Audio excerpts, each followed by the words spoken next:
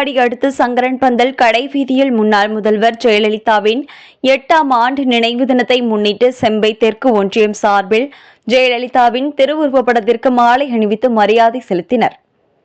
மயிலாடுதுறை மாவட்டம் தரங்கம்பாடி தாலுகா செம்பனார் கோவில் தெற்கு ஒன்றியம் சங்கரன்பந்தல் கடைவீதியில் அமைக்கப்பட்டு இருந்த முன்னாள் முதல்வர் ஜெயலலிதா அவர்களின் 8ஆம் ஆண்டு நினைவு தினத்தை முன்னிட்டு அவரது திருவுருவப்படத்திற்கு மயிலாடுதுறை மாவட்ட அதிமுக செயலாளரும் பூம்புகார் சட்டமன்ற முன்னாள் உறுப்பினருமான எஸ். பவுன்ராஜ் மாலை அணிவித்து மௌன அஞ்சலி செலுத்தினார்.